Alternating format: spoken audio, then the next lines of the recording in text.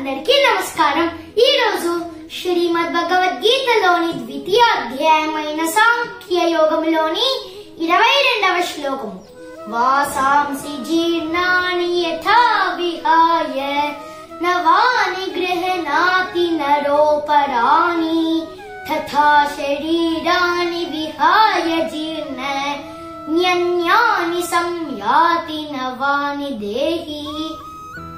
భావం: శ్రీకృష్ణుడు అర్జునుడితో ఇలా పలికెను, ఓ అర్జున, ఏ విధంగానైతే మానవుడు జీర్ణమైపోయిన పాత వస్త్రాలను త్యజించి కొత్త వస్త్రాలను ధరిస్తారో ఆ విధంగానే మరణ సమయంలో జీవాత్మ పాత శరీరాన్ని విడిచిపెట్టి కొత్త శరీరంలోకి ప్రవేశిస్తుంది.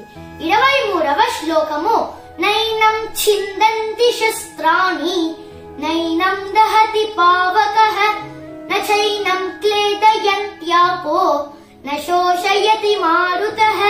భావం: ఇంకా శ్రీకృష్ణుడు అర్జునుడితో ఇలా పలికెను, ఓ అర్జున, ఈ ఆత్మను ఆయుధములు ఛేదింపలేవు, అగ్ని కార్చలేదు, నీరు తడపలేదు, మరియు వాయువు ఎండిపోనట్లు చేయలేదు. 24వ శ్లోకము.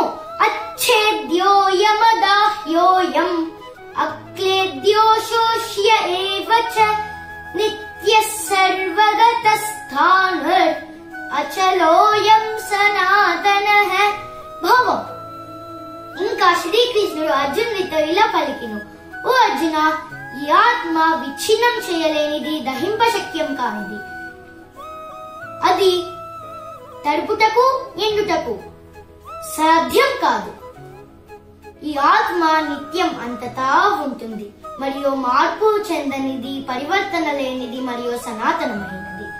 ఓం శ్రీ పరమాత్మనే నమః.